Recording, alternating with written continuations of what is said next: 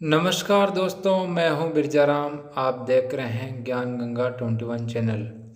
Episode 1 में हमने पढ़ा था इंडिया पोस्ट पेमेंट बैंक के परिचय परिभाषा के बारे में। तो उसी में से हमने 10 क्वेश्चन निकाले हैं जो हम पढ़ रहे हैं। India post payment bank GK IPP के जो जीके संबंधित क्वेश्चन है वो। तो प्रश्न संख्या 1, आधार सीडिंग किसे कहते हैं? आधार सीडिंग का मतलब यानी खाते से आधार संख्या को लिंक करने की प्रक्रिया आधार सीडिंग कहलाती है। तो इसको ध्यान रखना है। आधार सीडिंग क्या है। यह आपके जो ऑब्जेक्टिव वाइज क्वेश्चन आएंगे 5 ऑप्शन, उसमें से आंसर होगा 1। इसी प्रकार के क्वेश्चन आएंगे तो ध्यानपूर्वक पढ़ के जाना।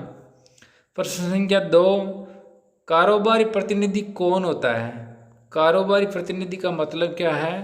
तो ए व्यक्ति या इकाई जो बैंक की तरफ से बैंकिंग सेवाएं प्रदान करने हेतु अधिकृत होता है वही होता है कारोबारी प्रतिनिधि। प्रतिनिधि का मतलब होता है जो कार्य करने वाला होता है ना, वही जो भूमिका निभाता है। प्रश्न संख्या 3, सीपीसी क्या है? सीपीसी का मतलब यानी उत्तर है अपवाद हैंडलिंग, धोखाधड़ी, विवाद प्रबंधन जैसे बैंक ऑफिस गतिविधियों को करने के लिए सीपीसी उसका ध्यान रखती है। सीपीसी का मतलब उसका निगरानी रखना होता है। प्रश्न संख्या 4, आईएफएससी कोड में कितने अंक होते हैं? जो बैंक का आईएफएससी कोड होता है उसमें कितने अंक होते हैं? तो 11 अंक होते हैं।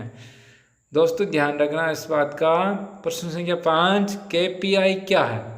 इस केपीआई का मतलब क्या है? तो उत्तर है मुख्य निष्पादन सूचक, एक माननीय मूल्य है।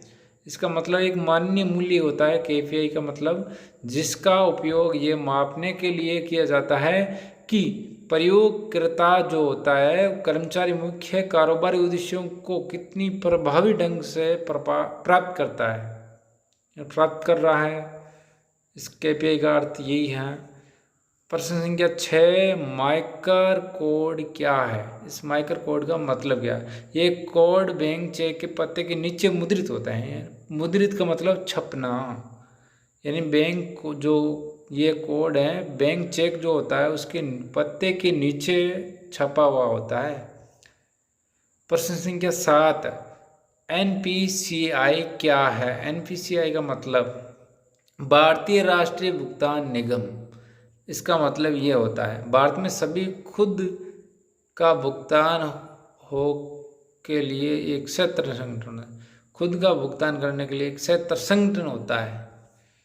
प्रश्न संख्या 8, आईपीबी के प्राथमिक ग्राहक कौन होता है? प्राथमिक ग्राहक और द्वितीय ग्राहक, ये दोनों आप चीज़ें जान जाएंगे तो मतलब समझ जाएंगे क्या है। वह ग्राहक जो आईपीपी के साथ पहले खाता खोलता है उसके अंदर जो परिचालित सेवाएं प्राप्त करने के लिए डाकघर में खाता खोलता है।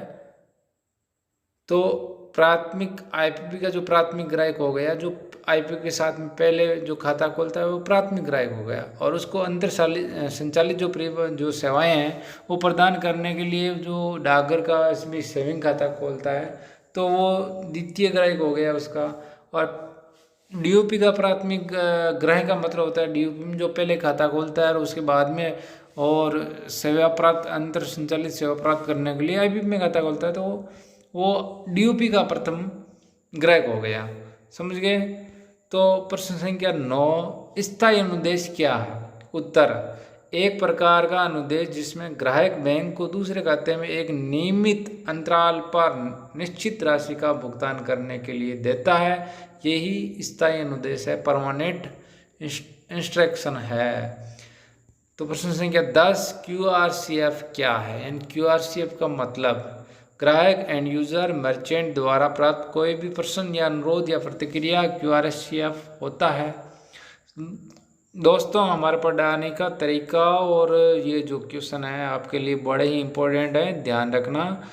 और अच्छा लगा तो लाइक करें, अपने दोस्तों को भी शेयर करें। धन्यवाद।